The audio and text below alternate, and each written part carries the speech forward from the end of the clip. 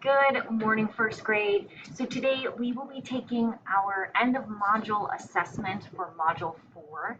So this is just a quick review video of some of the major topics that we covered in module 4, and then you'll also see the Nearpod. You can use the code to do the Nearpod practice lessons, and there'll be some questions to review. So module 4 focused on what we call place value. And that is where if we have a number, for example, a 2-digit number like 32, the digits in the number tell us what the value of that number is. So with every number, you can imagine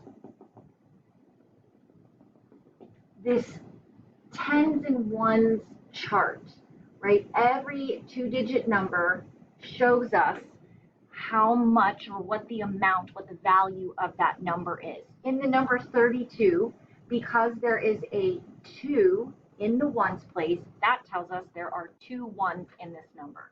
In the number 32, there is a 3 in the tens place. So that tells us there are 3 tens, which is the same as 30. That's right. So 3 tens, 30. So if we were to show this picture using quick tens, I would draw 3 quick tens for the 3 tens and then 2 ones. And this is the number 32. So any number that you see, any 2-digit number, and you'll eventually learn 3 and 4 and on digit numbers, but our focus for this module was with 2-digit numbers. It will tell you in the number what the value is. The digits in the tens and ones place give you the value. One more example, say we have 5 tens, 6 ones. This would be the number 56, and we could show that by 5 tens. So I could draw 5 quick tens and then 6 ones. 1, 2, 3, 4, 5, 6. Okay? All right, we also talked about these symbols. So we learned how to compare 2-digit numbers, and we learned about these symbols. Do you remember these ones?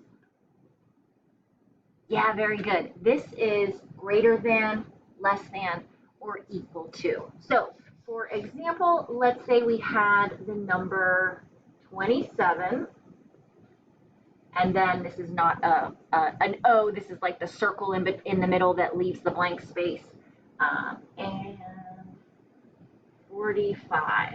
So in looking at 27 and 45, I know that 27 is less than 45.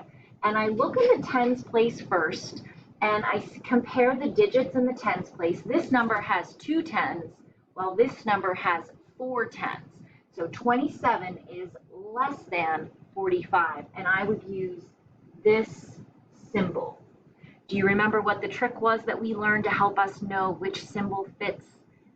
Yeah, the open end, right? The open end, if we pretend and think of these as an alligator mouth, the open end will always face the greater number. And then we look at the number sentence to see, 27 is less than 45, but that open end is still facing the greater number. Okay? All right, now we also learned what to do if this happens.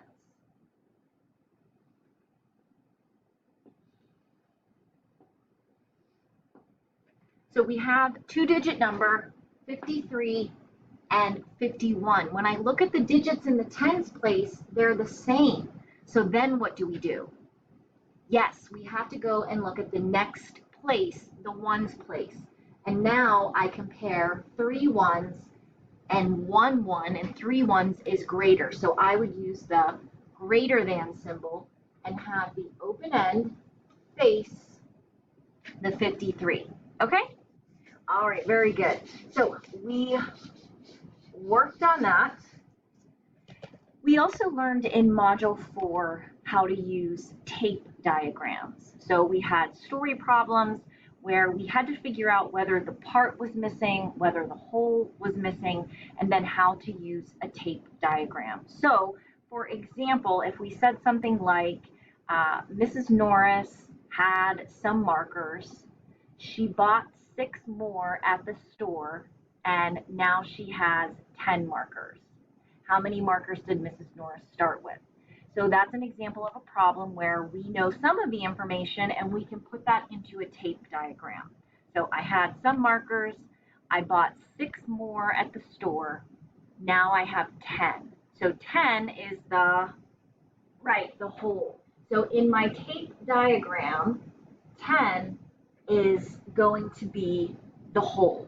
Now the part that I know is the 6. So 1, 2, 3, 4, 5, 6. And now I need to figure out what the other part is. And we can do that in different ways, counting on, knowing the facts, using subtraction or addition. But if I have 6, 7, 8, 9, 10, and that gets me to the whole. So I know that my part here is 4, the markers that I started with, here is 6, the markers that I bought, and it helps me solve. So 6, or actually it should, the addition sentence would be like this. 4 was the part we were looking for. So 4 plus 6 equals 10. You could also solve a problem like this by using subtraction. 10 minus 6, the part that we know, would give us the part that we don't know. Okay? So those are tape diagrams. We also learned how we can just use the numbers in the tape diagrams. And just, instead of using the dots, you can just write the numbers. And we learned that we want to try to make the boxes, and mine aren't perfect either, but try to make the boxes as much as we can to scale, meaning that the 6 rectangle is just a little bit bigger than the 4, but if I had a box with 5 and I had a box with 10, my box with 10, I would want that to be twice as big, okay, as the rectangle for 5. Make sense? All right, so that was tape diagrams.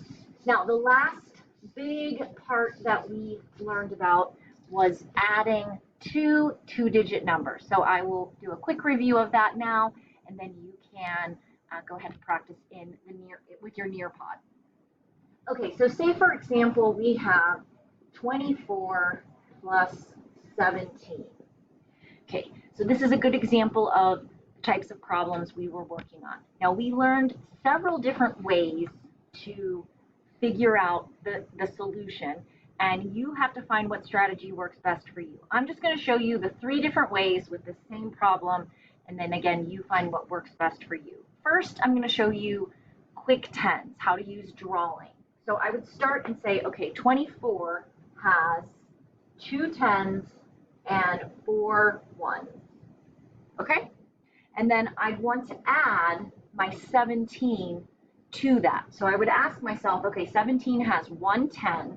So I'm going to put the 1 10 over here with my other 10s. And now I need to add 7. So I'm going to go 1, 2, 3, 4, 5, 6, 7.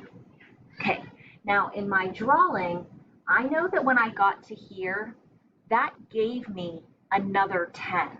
So I can go like this, put my line through it, and now I can see I have these 4 10s and 1 1, which would give us the answer of, 41. Very good, 41. All right, we also learned how to use number bonds. So one way would be to add 10s together first. So taking apart the number 17 and breaking it up into 10 and 7. Now that gives us a 10 to work with to add to the 24. So we can add 24 plus 10 equals 24, 34. And then now we can add 34 plus 7. right? We've added in the 10 here, and now we need to take care of this 7 right here. So there's a couple different ways you could think about this. You could count on, right, 34, 35, 36, 37, 38, 39, 40, 41. You could think, okay, if I have 7, I need 6 to get to my next 10, right? It would take 6 of these to get from 34 to 40, which would leave me with 1 left here, which would give us a total of, again, 41. Yep, excellent, 41. All right, so that's one way, and here is the other way. Okay, so we can look at this problem and try to get to the next 10. So if I were doing this, you could break apart either number. I'm going to go with, I want to get 17 to the next 10. That's closer to the next 10, but really it's up to you. So I'm going to break apart 24 and ask myself, okay, to get from 17 to the next 10, that's going to take 3. So I'm going to have to use 3 of the 24. And then that's going to leave me with, yeah, that's right, 21.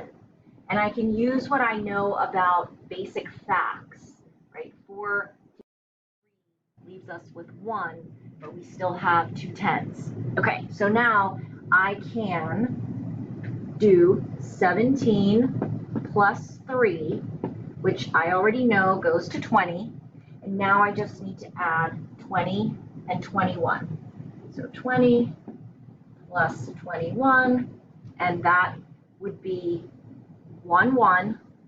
And then if I take the 2 10s plus 2 10s, yeah, that's right, 4 10s. And it gives us the answer of 41. And that was the same one we came up with when we did quick tens, when we broke apart the 17, and when we broke apart the 24. Okay, so remember, I always encourage you to try the different strategies, find what works best for you, and I know you'll do a great job. I hope this review video was helpful, and let me know if you have any questions. Bye.